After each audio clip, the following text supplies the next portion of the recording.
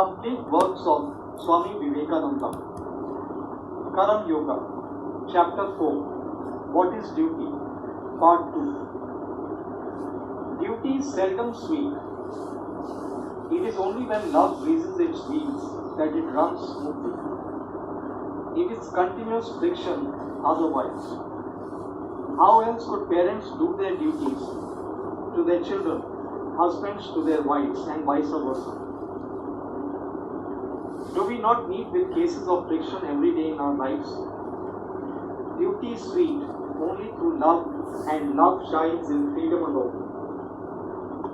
Yet is it freedom to be a slave to the senses, to anger, to jealousies, and to 100 other petty things that must occur in everyday human life?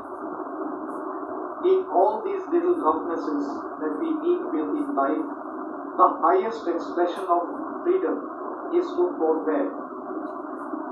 Women, slaves to their own irritable, jealous tempers, are apt to blame their husbands and assert their own freedom as they think, not knowing that thereby they only prove that they are slaves. So it is with husbands who eternally find fault with their wives.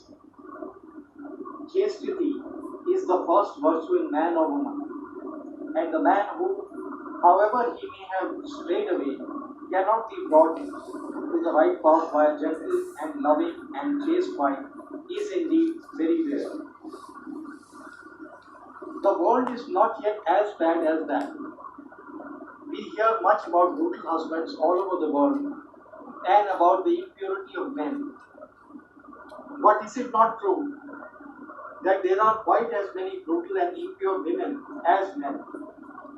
If all women were as good and pure as their own constant assertions would lead one to believe, I am perfectly satisfied that there would be not one impure man in the world. What brutality is there which purity and chastity cannot conquer?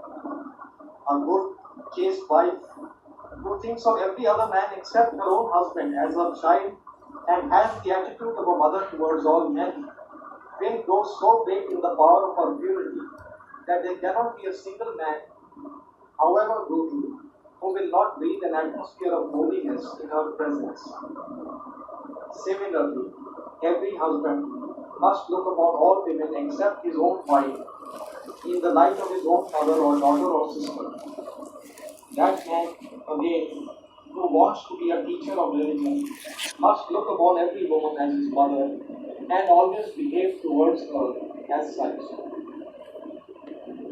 The position of the mother is the highest in the world, as it is the one place in which to learn and exercise the greatest unselfishness.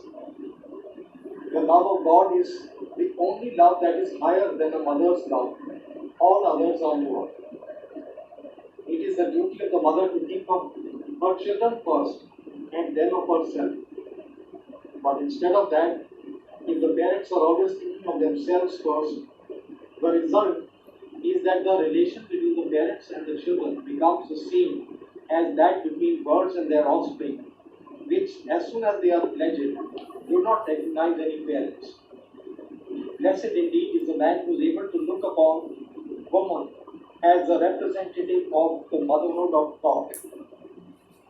Blessed indeed is the woman to whom man represents the fatherhood of God. Blessed are the children who look upon their parents as divinity manifested on earth. The only way to rise is by doing the duty next to us, and thus gathering strength, going on until we reach the highest state. A young sannyasi went to a forest. There he meditated, worshipped, and practiced yoga for a long time. After years of hard work and practice, he was one day sitting under a tree when some dry leaves fell upon his head. He looked up and saw a crow and a crane fighting on the top of the tree, which made him very angry. He said, "What?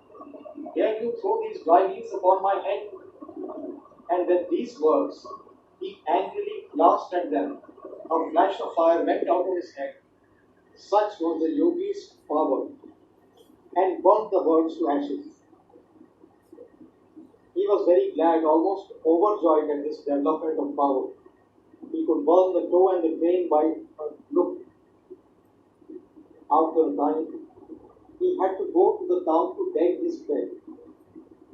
He went, stood at the door and said, "Mother, give me food." A voice came from inside the house. "Wait a little, my son." The young man thought, "You wretched woman, how dare you make me wait? You do not know my power as yet." While he was thinking thus, the voice came again. "Boy, don't be thinking too much of yourself. Here is neither crow nor crane." He was astonished. Still he had to wait. At last the woman came, and he fell at her feet and said, "Mother, how did you know that?" She said, "My boy, I do not know your yoga or your practices. I am a common everyday woman. I made you wait because my husband is ill and I was nursing him. All my life I have struggled to do my duty. When I was unmarried, I did my duty to my parents. Now that I am married, I do my duty to my husband. That is all the yoga I practice. But by doing my duty, I have become illumined. Thus I could read your thoughts and know what you had done in the forest. If you want to know something higher than this, go to the market of such and such a town where you will find a Vyada, the lowest class of people in India who used to live as hunters and butchers, who will tell you something that you will be very glad to learn." The sannyasi thought, "Why should I go to that town and to a Vyada?" But after all, what he had seen, his mind opened a little and so he went. When he came near the town, he found the market and there he saw at a distance a big fat Vyada cutting meat with big knives, talking and bargaining with different people. The young man said, "Lord, help me. Is this the man from whom I am going to learn? He is the incarnation of a demon, if he is anything." In the meanwhile, this man looked up and said, "Oh Swami, did that lady send you here? Take a seat until I have done my business." The sannyasi thought, "What comes to me here?" He took his seat. The man went on with his work, and after he had finished, he took his money and said to the sannyasi, "Come, sir, come to my home."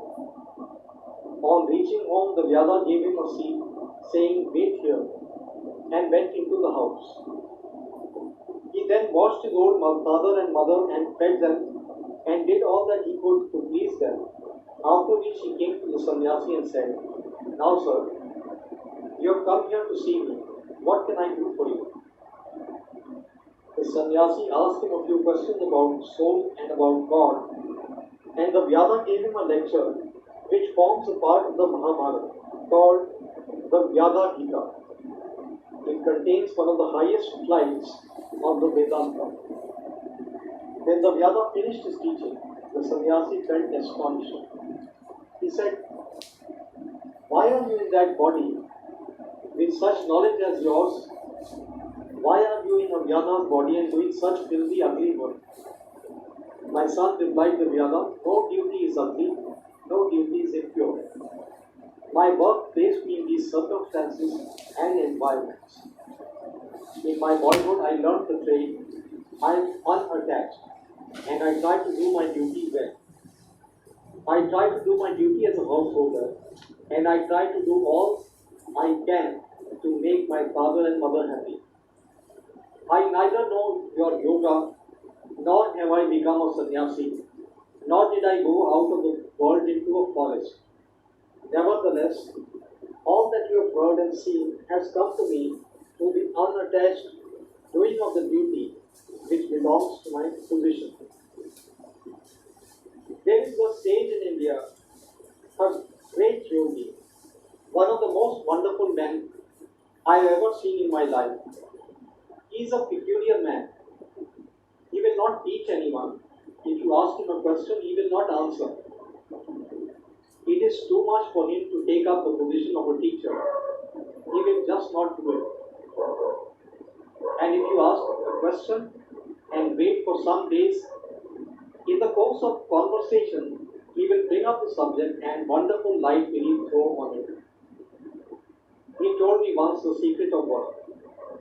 Let the end and the means be joined into one. When you are doing any work, do not think of anything beyond. Do it as worship, as the highest worship, and devote your whole life to it for the time being.